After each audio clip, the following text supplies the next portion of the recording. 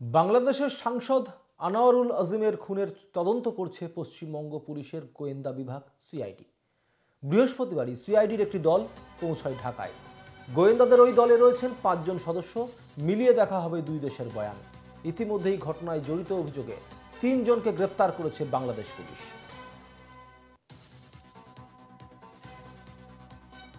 বাংলাদেশে সাংসদ খুনের ঘটনায় ইতিমধ্যেই সিআইডির ৫ সদস্যের দল বাংলাদেশ পৌঁছেছে এবং সেখানে বাংলাদেশের বিভিন্ন পুলিশের আধিকারিকের সঙ্গে কথা বলে দেখা হচ্ছে।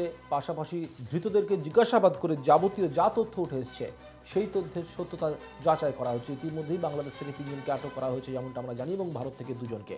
এবং এ সম্পর্কে আরও বিস্তারিত জানানোর জন্য এই মুহূর্তে সরাসরি আমার সঙ্গে রয়েছেন আমার প্রতিনিধি রক্তিমা দাস। রক্তিমা, আমি যে বিষয়টি জানতে চাইবো তোমার কাছে, যে আমরা জানি যে ইতিমধ্যেই ৫ সদস্য একটি দল বাংলাদেশ পৌঁছেছে সিআইডির। সেখানে গিয়ে এখনো পর্যন্ত কি কি তথ্য উঠে এসছে, কি খবর রয়েছে?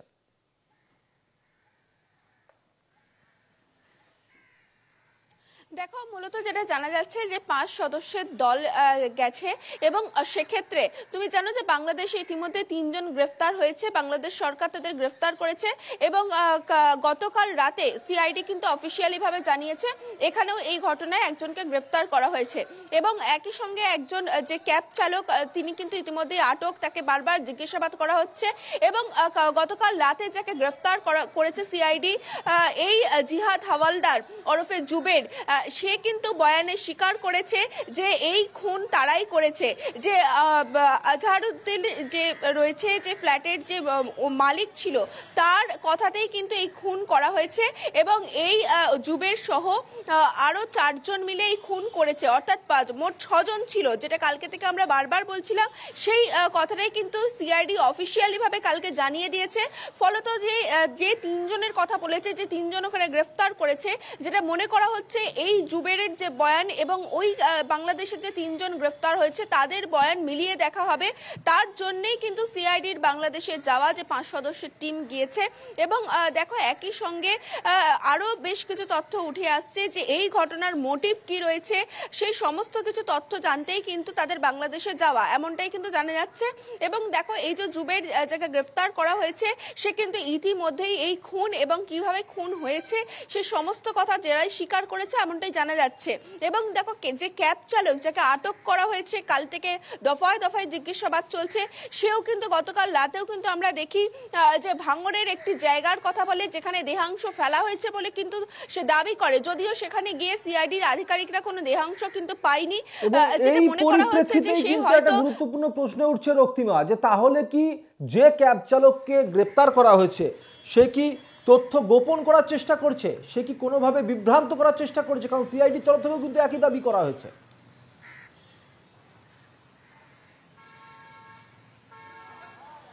দেখো, তথ্য গোপনের একটা প্রশ্ন কিন্তু প্রথম থেকে উঠছে। কারণ দেখো, প্রথমেই যখন ক্যাব চালককে সিআইডিরা জিজ্ঞাসাবাদ করে, আমরা এটা সূত্র মারফত জানতে পারছি, ক্যাব চালক কিন্তু জানিয়েছিলেন যে 14 তারিখ অর্থাৎ 13 তারিখের পর 14 তারিখ যখন খুন হয়, সে 14 তারিখের ডেটা যখন তার কাছে জানতে চাওয়া হয়, ক্যাব চালক কিন্তু যেটা জানিয়েছে, আমরা যেটা সূত্র মারফত জানতে পারছি, যে এক যুবতী এবং তার 2 সঙ্গীকে নিয়ে এবং তাদের সঙ্গে সুটকেস ছিল, তাদেরকে নিয়ে অ্যাক্সেস মলের কাছে সে ছেড়ে দিয়েছিল। এর বেশি সে কিছু জানে না। কিন্তু দেখো, পরে যখন সিআইডি সিসিটিভি ফুটেজ খতিয়ে দেখে, তখন কিন্তু দেখা যায় যে এক্সেস মল যাওয়ার আগে নজরুল তীর্থ সেখানে কিন্তু 15 মিনিট গাড়ি দাঁড়িয়েছিল।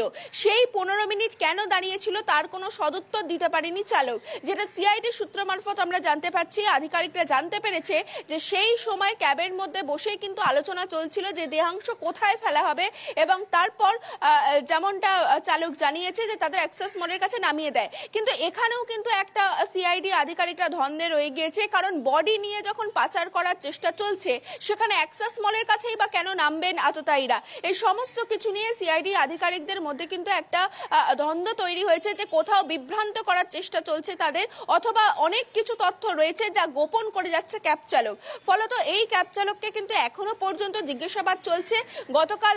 গত পরশু রাত থেকে তাকে, তুমি জানো যে আটক করা হয়েছিল, তারপরে গত পরশু রাতে ছেড়েও দেওয়া হয়েছিল, কিন্তু কালকে সকালে আবার ডেকে পাঠানো হয়। সেই থেকে এখনো পর্যন্ত কিন্তু টানা জিজ্ঞাসাবাদ চলছে দফায় দফায়। রক্তিমা, আমরা যেমনটা জানি যে আওয়ামী লীগের সদস্য আনোয়ারুল আজমি ইনি 12ই মে, গত 12ই মে এসেছিলেন কলকাতার মধ্যে চিকিৎসা করাতে। আমরা এখনো পর্যন্ত যাদের যাদের নাম পেয়েছি তাদের মধ্যে আখতারুজ্জামানের নাম রয়েছে, জুবেদের নাম রয়েছে, একজন মহিলার নাম রয়েছে, পাশাপাশি এই সমস্ত যাদের সঙ্গে যুক্ত, আজমির সঙ্গে যারা একজন চিকিৎসা করাতে এসে এতজন মানুষের সঙ্গে যুক্ত হলো, তারা হোটেলের ঘরে বসে তার সঙ্গে রীতিমতো আড্ডা দিল, এই খবরগুলো সামনে এলো। কিন্তু যে বন্ধুর কাছে প্রথমে এসে উঠেছিলেন, সেই বন্ধু 12ই মে যার কাছে এসে উঠেছিল বরানগরে, তাকে কি কোনোভাবে জিজ্ঞাসাবাদ করা হয়েছে? তার কাছ থেকে কোনো কিছু সূত্র পাওয়া গেছে? দেখো, তাকে প্রথম থেকেই প্রাথমিকভাবে জিজ্ঞাসাবাদ করা হচ্ছে এবং তার অভিযোগের নিরিখেই কিন্তু এই গোটা তদন্ত শুরু হয়। এবং দেখো, সেক্ষেত্রে তিনি যেমনটা জানিয়েছিলেন যে 13 তারিখের পর থেকে আর এই সাংসদের সঙ্গে তিনি যোগাযোগ করতে পারেননি।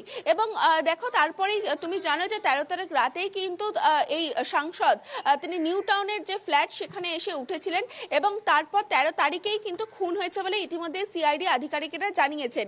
ফলত এই সময়ের মধ্যে যেটা জিহাদ অর্থাৎ ওরফে জুবের যে স্বীকার করেছে যে সেই দিন যে খুন করা হয়েছিল, সেক্ষেত্রে যে আখতারুজ্জামান অর্থাৎ যার যে ফ্ল্যাট, তার নির্দেশেই কিন্তু এই খুন করা হয়েছিল, এমনটা তিনি জানিয়েছে। যেটা আমরা সিআইডি যেটা অফিসিয়াল ভাবে যে স্টেটমেন্ট দিয়েছে সেখানে কিন্তু স্পষ্ট উল্লেখ করা হয়েছে। এবং শুধুমাত্র তাই নয়, সেও কিন্তু এটাও জানিয়েছে যে তার নির্দেশে এই জুবের সহ আরো 4 জন অর্থাৎ মোট 6 জন ছিল ঘটনাস্থলে এবং আরো 5 জন মিলে কিন্তু এই খুন করেছে। ফলত এই খুনের মোটিভ কি রয়েছে সে সমস্ত কিছু জানার চেষ্টা চালাচ্ছে সিআইডি আধিকারিকেরা। একটা, তুমি হোটেলে গেছিলে, যে হোটেলগুলোতে তারা বসে পরিকল্পনা করেছিল, তুমি সেখানকার কর্মীদের সঙ্গে কথা বলেছিলে, কর্মীরা কি কোনোভাবে কোনো কিছুই বুঝতে পারেনি, কোনো রকম কোনো কিছু সন্দেহজনক গতিবিধি বা কোনো কিছু?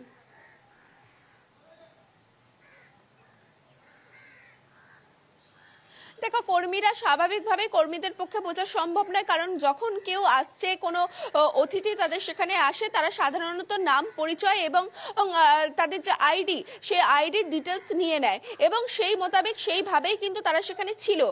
অর্থাৎ ফলত তাদের পক্ষেও কিন্তু বোঝা সম্ভব ছিল না, কারণ তুমি জানো যে যেটা ইতিমধ্যেই দেখা গিয়েছে যে দীর্ঘ সময় অর্থাৎ খুন হওয়ার আগে 30শে এপ্রিল তারা কলকাতায় আসে এবং 30শে এপ্রিল থেকে বিভিন্ন হোটেলে কিন্তু তারা ছিল।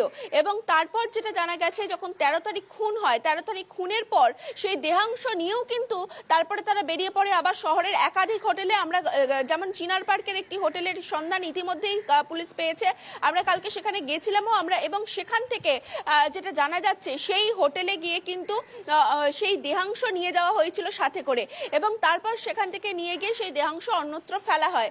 ফলত একাধিক হোটেলে তারা ওঠে এবং মূলত যেটা জানা যাচ্ছে যে 30 তারিখ ভিআইপি রোডের কাছে যে হোটেলে উঠেছিল সেখানেই গিয়ে কিন্তু গোটা পরিকল্পনা তারা করে, খুনের পরিকল্পনা, যে কিভাবে খুন হবে, কোন সময় খুন হবে, কি অস্ত্র ব্যবহার করা হবে এবং তারপর খুনের পর কোথায় কিভাবে প্রমাণ লোপাট করা হবে, এই সমস্ত কিছু পরিকল্পনা কিন্তু ওই হোটেলেই হয়েছিল।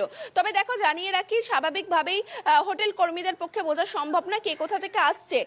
তেমনই কিন্তু সিআইডির কাছে ইতিমধ্যেই যে তথ্য রয়েছে সেই তথ্য অনুযায়ী এই যে জুবের যাকে গ্রেফতার করা হয়েছে সে কিন্তু কলকাতার বাসিন্দা নয়, সে মুম্বাইয়ের বাসিন্দা। তবে মুম্বাইয়ের বাসিন্দা হলেও মুম্বাই কিন্তু ইললিগাল ভাবে থাকছিল। একদমই এখানে আমার প্রশ্ন রক্তিমা, যে হোটেলের মধ্যে তথ্য তো দেওয়া হচ্ছে কিন্তু সেই তথ্যের মধ্যেও তো ভ্রান্তি রয়েছে, সেই তথ্যও তো ভুল, কারণ যে তথ্য দিচ্ছে সে একজন অনুপ্রবেশকারী, সে তাহলে যে তথ্য দিচ্ছে সেই তথ্যও তো জালি তথ্য এবং সেই জালি তথ্য দিয়ে একাধিক হোটেলের মধ্যে থাকছে, তারা পরিকল্পনা করছে। রীতিমতো প্রশ্নচিহ্নের মুখে উঠে যাচ্ছে নিরাপত্তার ব্যবস্থা সবকিছু নিয়ে। এই নিয়ে আমি আবারও পরে ফিরবো তোমার কাছে। আবারও তোমাকে ধন্যবাদ। আমাদের সঙ্গে ছিলেন আমাদের প্রতিনিধি রক্তিমা দাস।